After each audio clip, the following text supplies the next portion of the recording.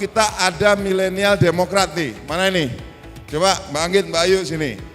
Pada waktu itu saya tanya, pekerjaannya apa? Kebetulan lagi kosong, Pak Ketum. Lalu saya bilang, oke, kalau saya buatkan KP bisa manage nggak?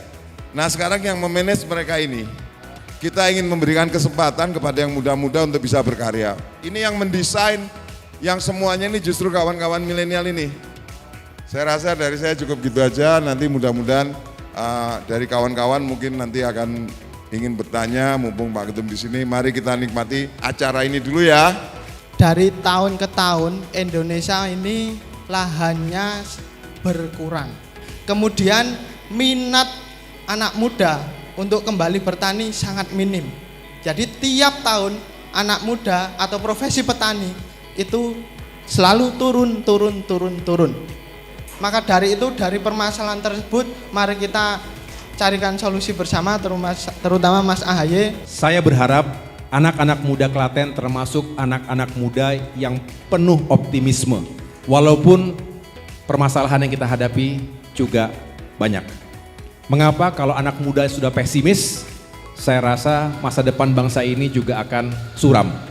Tetapi kita juga tidak bisa hanya dijanji-janjikan tanpa ada solusi yang jelas dan menjanjikan. Oleh karena itu saya sih berharap harus ada insentif ya. Ke depan itu insentif bagaimana agar anak-anak muda ini juga tetap mencintai profesi tani. Tentu insentif itu bukan hanya pada kesejahteraan tetapi tadi diintroduksi alat-alat pertanian yang juga lebih modern.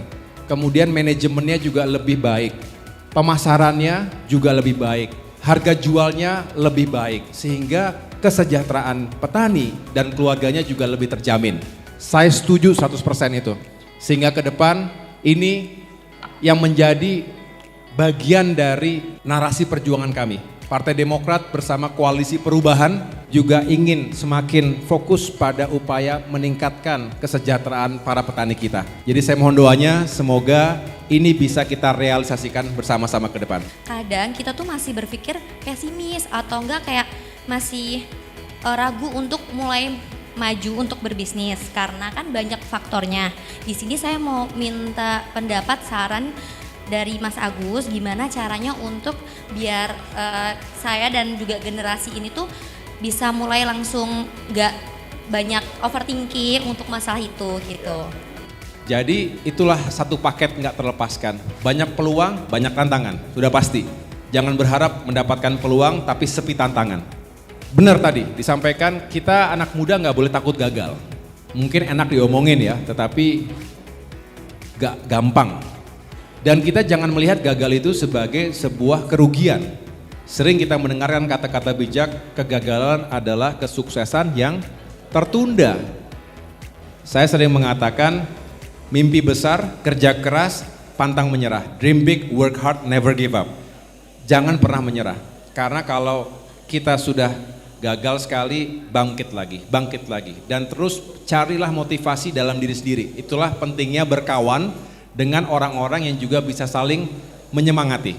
Saya mewakili teman-teman dari 296 guru di Kabupaten Klaten, Mas.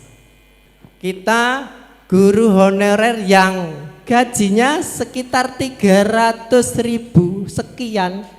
Kita mau masuk ke ranah pendidikan, milenial masuk ranah pendidikan kok agak takut. Kalau melihat kok ada kasus seperti ini yang sejak zaman dulu pas waktu pemerintah Pak SBY itu mencanangkan sertifikasinya luar biasa, sekarang berlanjut, tepuk tangan Pak SBY. Kita lihat P3K, kita sudah menang, kita sudah lulus, kenapa haknya kita tidak diberikan, kok kita digiring ke P3K.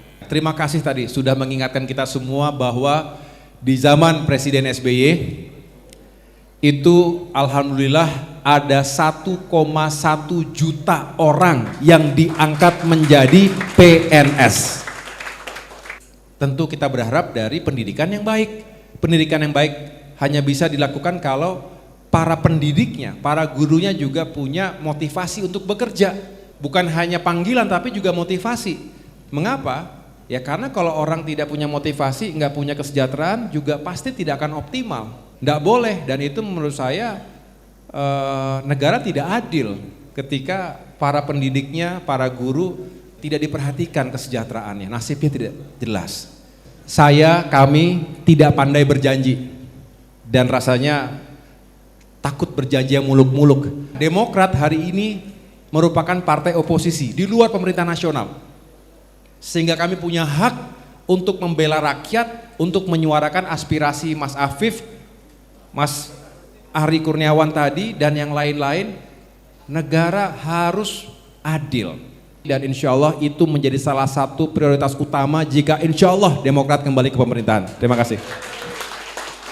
Bagaimana Indonesia dapat memperkuat dan melindungi kebebasan berpendapat sebagai salah satu pilar demokrasi yang fundamental dengan mempertimbangkan keberagaman budaya kita yang banyak sekali, agama dan politik, serta mengatasi berbagai tantangan seperti penyebaran informasi atau berita bohong atau hoax, intoleransi, diskriminasi, dan kekerasan online, serta mempromosikan dialog yang inklusif seperti malam hari ini dan konstruktif seperti malam hari ini juga. Kan tujuan kita malam hari ini kan dialog untuk membangun kita semua untuk menjadi yang lebih baik.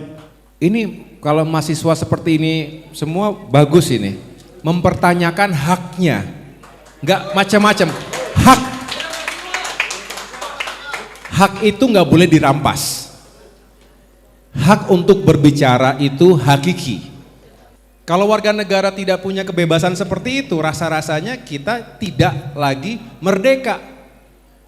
Padahal tadi sejatinya kemerdekaan adalah untuk setiap warga negaranya. Kalau Partai Demokrat dan civil society termasuk elemen-elemen masyarakat lainnya bersatu, termasuk juga dengan mahasiswa, dengan para aktivis, menyuarakan yang benar, saya yakin suara itu akan lebih lantang dan lebih didengarkan lagi. Mudah-mudahan perubahan dan perbaikan benar-benar bisa kita wujudkan bersama ke depan. Gitu. Itu pesan terakhir saya. Mudah-mudahan semangat muda adalah kekuatan terpatri dalam diri kita. Apapun profesinya, apapun kegemaran yang sedang digeluti, mudah-mudahan semuanya bisa berkontribusi pada pembangunan Klaten, Jawa Tengah, dan Indonesia yang kita cintai. Bagus sekali untuk jawabannya, dan kita semua berharap untuk kedepannya Mas Agus bisa lebih mendengarkan aspirasi dan juga masukan dari masyarakat dan juga bisa menyejahterakan masyarakat. Aku rela pagi pulang pagi hanya untuk mengais sejati. Berdoakan saja aku pergi, semoga pulang dompetku terisi.